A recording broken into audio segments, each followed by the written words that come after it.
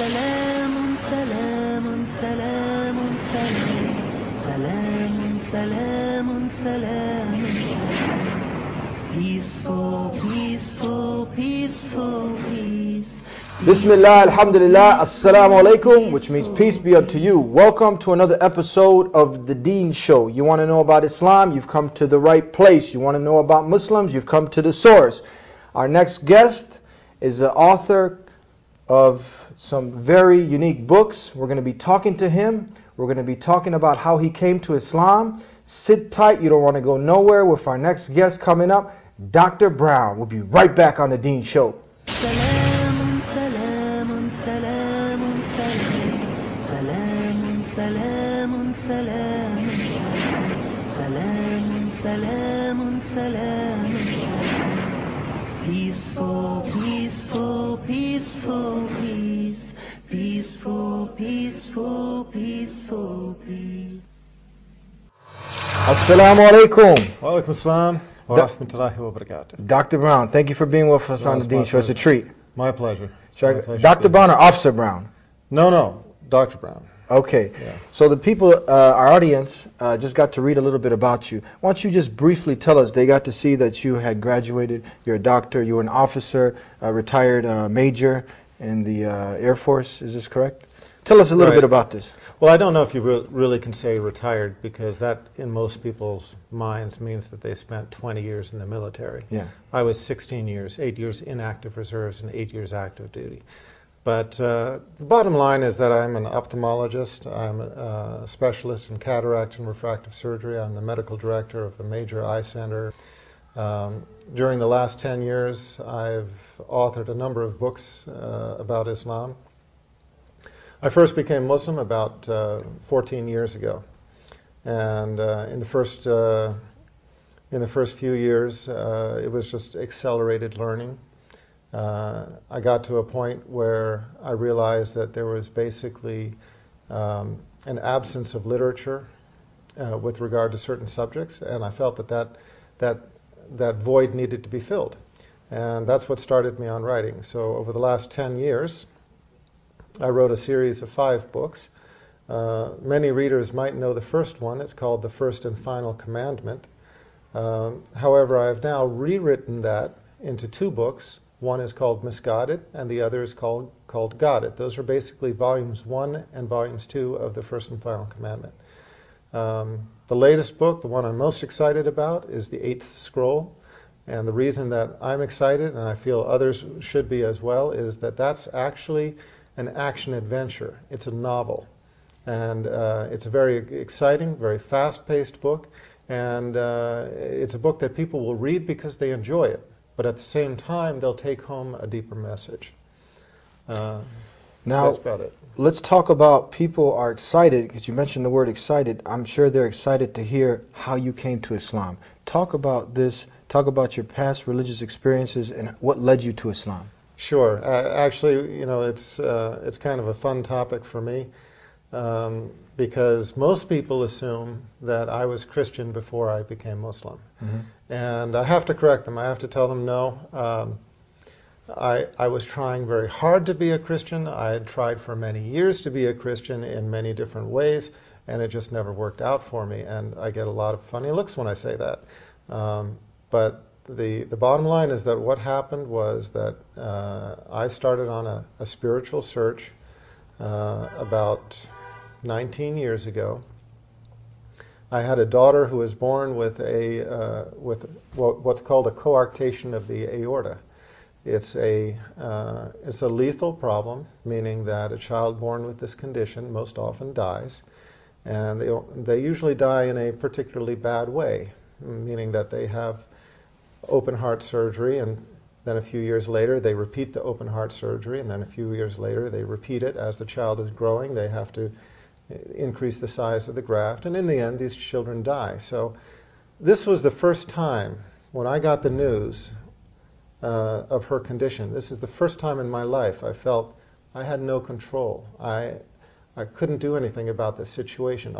Every time before in my life, when there was a problem, I dealt with it on my own. If I needed more money, I worked harder. If this needed fixing, I found somebody or I fixed it myself, etc., etc. And everybody knows what I'm talking about. When this baby was born, her name was Hannah, she went straight to the intensive care unit.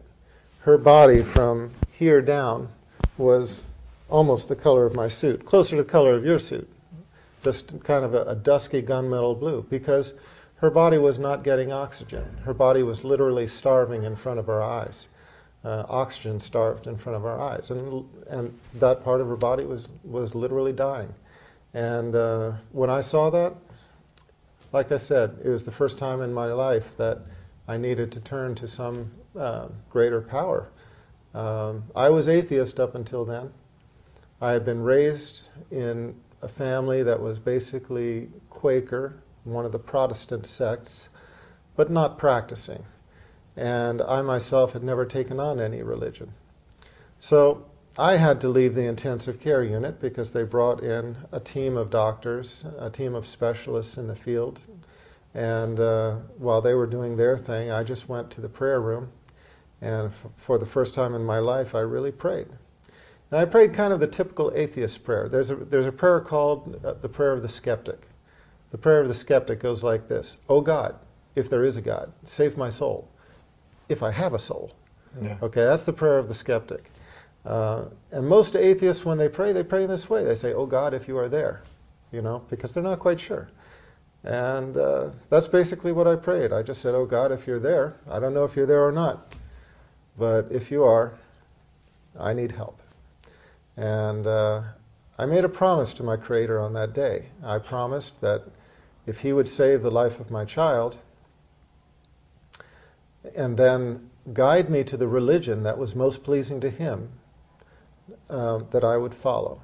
And that was the simple promise. And I was only away for maybe about 15 or 20 minutes. But when I went back into the intensive care unit, my daughter was on the other side of the intensive care unit. And when I entered the door and looked across the room, the doctors raised their faces from my daughter. And I could see right away something had changed. Their faces were mystified, as if they didn't really understand what was going on, maybe a little bit shocked. When I walked up to them, they simply told me that she was going to be okay, and that she wouldn't die. And sure enough, she went back to being a completely normal child in all respects. I mean, normal quirks, but completely healthy. She didn't have surgery. She didn't need medication. Just her condition completely reversed. And here's the thing. We had an ultrasound film of her heart beforehand. And we had an ultrasound film of her heart after. And before, she had the problem I told you about. After, it was completely gone, stone cold normal. And the doctors, I remember the doctors sort of went through an explanation, trying to make sense of it to me, trying to make sense of it to themselves. And I feel that they bought that explanation, but I remember standing there looking at them just thinking, I know that explanation works for you, but it just doesn't work for me. I prayed this prayer. And I just have to believe that this was the hand of my Creator. So I knew He had made good on His promise, and I had to make good on mine. So that started me on a religious search. And I thought I would find the truth in Christianity. I studied Judaism first. That led me to studying Christianity. I thought I'd find the truth there for years. I tried to convince myself. I tried to become Christian. I went to Seventh-day Adventist, Mormon, Quaker, Southern Baptist, Roman Catholic, Greek Orthodox. I don't know exactly how many different sects, how many different churches I went to trying to find the truth of Christianity. And I always kept coming up against the same thing. I always kept liking some part of it, but having trouble with others. And when it came down to the tenets of faith, I would talk to the priests and I would say, well, how about this? And they couldn't explain it. And how about that? And they couldn't explain that. And well, what about this? they'd kind of shrug their shoulders, and I'd just say, well, thanks anyway, and move on to the next congregation. It wasn't until I found Islam that all of my questions were answered. And it wasn't until I found Islam that peace entered my heart, and I realized that this was where all of the pieces of the puzzle came together. What were some of these, I'm sure the viewers want to know, what were some of these questions that you had that they weren't able to answer when you were going to some of these higher-ups in the church? Well, you'll find these as central themes in my books, but the simplest ones were simply that I didn't find foundation to the tenets of faith. Okay, like for example, the Trinity. It is not mentioned anywhere in the Bible. Nowhere do you find the word Trinity. It was a doctrine that was derived 300 years after the time of Jesus. And in my simple mind, I just thought, well, if this were a true doctrine, you would have thought that Jesus Christ would have spoken about it explicitly. So I would ask for justification. How do the Christians justify the concept of the Trinity? And they would always go to certain passages, where Jesus was quoted as having said, I and the Father are one, or there are three on earth, the Father, the Son, and the Holy Spirit. And I would say, okay, fine, that's written in the Bible, but here are the arguments that cancel those. For example, the Trinitarian formula, the strongest evidence is this quotation about the Father, the Son, and the Holy Spirit, and that is not written in the original manuscripts. That was a marginal note that was written by a scribe into the margin of one of the manuscripts, which was later copied into the scripture. And so I would point this out to priests, and the frustrating thing is I would talk to them and they would finish the sentence for me.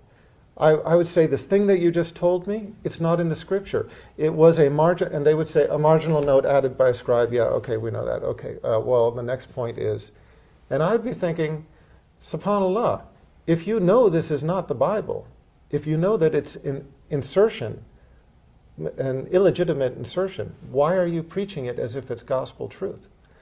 There are many instances like this, and you can read about this in my books, but one of the biggest things that disturbed me was that I believed in Jesus Christ as a man and as a prophet. So I would ask them, prove to me where Jesus Christ is God, or even a son of God. Mm-hmm. And again, we would go through that explanation. They would say their piece, and I would say, look, 88 times in the Bible, 88 times, Jesus Christ calls himself the Son of Man. Yes. Nowhere does he call himself the Son of God. Nowhere. Now, there are a couple of places where it's mistranslated, mm-hmm. or it's spoken of metaphorically, but that is very different from literal meaning. And I just pointed that out to them. I said, this place here, this is metaphorical. Mm-hmm. This place here, this is mistranslation. And again, they would finish the sentences for me. They'd say, yeah, okay, we know it's taken out of context and so on. And I'd be looking at them thinking, well, who's the one who's supposed to know the scripture here? I'm a novice at this. They're a priest. So now if somebody didn't do his homework like you did, we can see how somebody can kind of get led in a way that they want to lead that individual. Exactly. I mean, I think that the Bible itself it's difficult to understand. Mm-hmm. But there are some very simple lessons that I think people can take home of it. And it's stressing those lessons, I think, that brings out the truth. One of the central lessons to me was that you have to make a choice. Jesus Christ and Paul taught opposite things. Yes. Now you can rectify this in different ways, but in a nutshell, Jesus Christ taught that God is one. 3 times in the New Testament he is quoted as having said, know Israel, thy Lord is one God. Okay, one God. That's what Jesus Christ said. Okay. On the other hand, Paul and the Pauline theologians who followed in his wake developed the concept of the Trinity. That's one point. When it came to the law, Jesus Christ was a rabbi. He followed Old Testament law. That's why we call him Rabbi Jesus. Mm-hmm. He taught Old Testament law. Paul came along and said, it doesn't apply anymore. He canceled the law. Jesus Christ taught that he was the Son of Man. Others taught that he was the Son of God. Mm-hmm. Jesus Christ taught accountability, that everybody is accountable for their own actions. Again, he was an Orthodox Jew. It's written in the Old Testament that no son shall bear the iniquity of his father. No son shall bear his iniquity of the father. And yet the crux of Christianity is that we all bear the sin of Adam. How do you make these two concepts fit? Well, Paul did it just by saying justification by faith. All you have to do is believe, and you will be justified in whatever you do. Okay? And it goes on and it goes on. But the point is that if you take the teachings of Jesus and you take the teachings of Paul, these are opposite. I haven't found a single instance where they were the same. And this is why you find Paul and James, the alleged brother of Jesus, at odds with one another in the Bible. And it's also why we in our minds should recognize this conflict and make a choice. Mm-hmm. You have to make a choice. If two people are teaching opposite things, you have to choose which one you're going to follow. Yes. Now, I believe we should choose to follow the prophet. Trinitarian Church, for the last 1,700 years, what they have said is take these two teachings, even though they're opposites, and put them together and make them work. Mm-hmm. Jesus said God is one. Paul says God is three. So God is one and he's three. Jesus said the Old Testament law applied. Paul said it was canceled. So we'll take what the last person said. The last person said it's canceled. So we'll kind of try to make that work against the teachings of Jesus. So I take this, the top part of the suit that fits, the pant don't fit, put it together, it doesn't fit at all. Well, it's different ways of looking at it. Each person has to find their own formula, but this is, we're just talking about what happened with me. Yeah. I mean, I just looked at it and said, that doesn't work for me. What works for me is he was a prophet, he's a man, I'm going to believe what he said. I'm not going to believe what the person who canceled his teachings said. And that's why I could never accept Christianity. Dr. Brown, let's kind of reverse. You mentioned atheism and being from a family of Quaker Protestants. I think the majority of people, they can relate to this simple thing as far as being in a Christian household, not practicing Christianity. And you know what? Many people just doing their own thing. And a lot of people probably borderline agnostic. How were you living at that time? Were you just doing your own thing until that moment hit where you found out that I need, I'm not self-sufficient? Talk about this. I was living in the way that I think a lot of close Christians live. People who are close to Christianity, but for one reason or another, they have not fully embraced the tenets of one particular faith. And that is, I was living with the golden rule. Do unto others as you would have them do unto you. And the opposite of that, of course, is don't do unto others as you would not want them to do to you. Yeah. So I was basically living according to the golden rule. I was trying to live with as sound principles, as sound moral principles as I felt I could. But I don't think that's such an unusual experience. I think in America, that's probably the majority of people. I think the majority of people in America are in this position where they have foundational beliefs that they hold on to, but they simply cannot accept the full package of what they're being taught by any particular church. And what I mean by that is just that they may have sound moral values, they may have sound spiritual values. They believe in certain fundamental things. They believe in God. They believe in his prophets, including Abraham and Ishmael, Isaac, Noah, Moses, Jesus. And they see, they see certain truths in the biblical teachings. But then when it comes down to the tenets of Christian faith, They find maybe points 1 and 2 and 3 they can accept, but other things they find that they cannot accept. So they're searching. They're searching for how to make sense of all of this. Mm-hmm. And that's the position I was in until I became Muslim. It was Islam that, to me, made sense of everything. And it was trying to convey that, which was the reason behind my books. I always believed in continuity in the chain of prophethood. I always believed, without it needing to be explained to me, I always believed that Moses was a prophet and that Jesus was a prophet. I always believed that. But when I found Moses speaking of 3 prophets to follow, Mm-hmm. and the Jews are still waiting for those 3 prophets, this is no mystery. And then I found Jesus Christ speaking of 1 more prophet to follow, it raised a very big question in my mind. Okay, Moses spoke of 3 prophets to follow. John the Baptist we have to count as 1. Jesus Christ we have to count as 2. And that leaves a 3rd. And then you find Jesus Christ speaking of a final prophet, and a lot of people are going to say, where did he do that? Where did Jesus Christ speak of the final prophet? Read my book and you'll know. But the point is, this is why Christianity is a messianic religion. For 2,000 years, people have been looking for the completion of the prediction.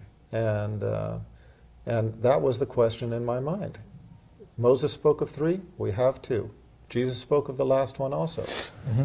Who is that last one? When I studied the life of Muhammad, peace be upon him, and when I learned about Islam, that fit the niche for me. That made sense. And that, to me, explained the continuity of the chain of revelation up to its completion. Tell us, Dr. Brown, we went from atheism to trying to make Christianity fit to Islam. They want to know what happened. How did you stumble across Islam and accept all the tenets and the teachings, and now you're a Muslim? Well, basically I had all of these unresolved questions in my mind. I believed in God as one God. I never believed in the Trinity. I believed in Jesus Christ as a man, Mm-hmm. and as the man, the second to last, the one who predicted the final prophet.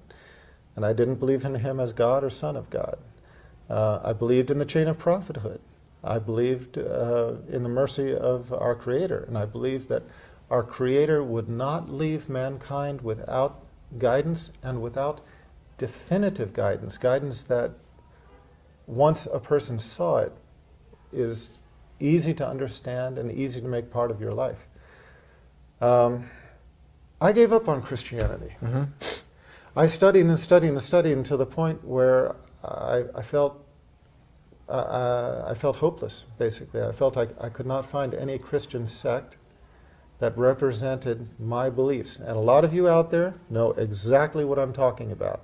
A lot of you out there are in the exact same position. You have studied, you have looked, you have certain beliefs, you know what I'm talking about. You have not been able to find a church that in its completeness embodies those beliefs. And I'm just telling you that when I studied Islam, when I learned about Islam, read the Holy Quran, I read a book by Martin Lings called Muhammad, his life based on the earliest teachings. And those books just clarified everything for me. That's when I became Muslim. So, Dr. Brown, now you're a Muslim. Tell us, many people, they assume that, a Muslim is someone with well, you do have a beard, but a turban. I didn't always. Someone from living in Arabia. Well, you do live in Arabia. But tell us some of these stereotypes, some of these misconceptions people have. I'm sure you've dealt with them, but when we look at you, you're a doctor. You look like a very well-dressed, intelligent human being. Who wants what everyone else wants. Tell us, some of the misconceptions that people have and how this is far from the truth. Can you share some of these things that you've come across? And I think the easiest way I can put it is the observation of one of my Muslim friends. When they came to the West and saw how we were living in America and how we were living in England, they just said everything's upside down. And I can't put it better. Everything I feel is exactly upside down to my understanding. You know, in the West, Islam is portrayed with a media bias that is no mystery to anybody who has studied it.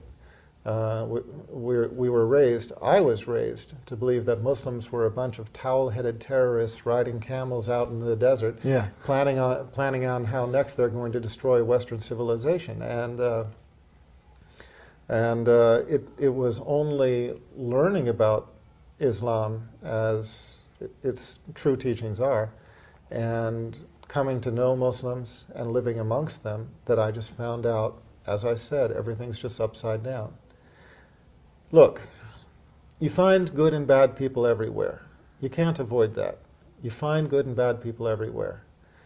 And it's from the bad people, it's from picking up on the example of the bad people that the media can spin things any way it wants to. But the fact of the matter is, the vast majority of people in all walks of life are basically good people. They basically want the same things. They want to go to bed at night knowing that they have a peaceful night ahead of them with, in the security of their homes, that they're not going to be attacked in any particular way. They want to wake up to a morning of hope and promise where they can go out and earn a decent livelihood for their family. They want to kiss their kids and send them off to school, knowing that they're not going to face any kind of persecution or problems, either going or coming. They want to have a normal life. That is the vast majority of all humanity. You get a few bad people, the media grabs a hold of that and spins it the way they want to. And what I found was just that. I just found that everything I had ever heard was media spin, just trying to make Islam look bad. And the real truth was that I just found that Muslims were my family. The vast majority of them, I felt, have softer hearts, better manners, just more kindness and more of that humanity that I was looking for. In the West, to me, things are getting harder. People's hearts are getting hardened. They're not as generous with one another. The kindness is disappearing. Materialism is taking over. The tensions of the rat's race of life in the West is controlling people. And I just found amongst Muslims it's the exact opposite. I found these things I told you and more. And the living example of Islam, is an example of modesty. It's an example of kindness, generosity, truthfulness, and most of all, it's the example of submission to our Creator. And that to me is life the way it's supposed to be lived. It's very simple. I'd like to thank you, Dr. Brown, for being with us. My pleasure. You can visit Dr. Brown at leveltruth.com.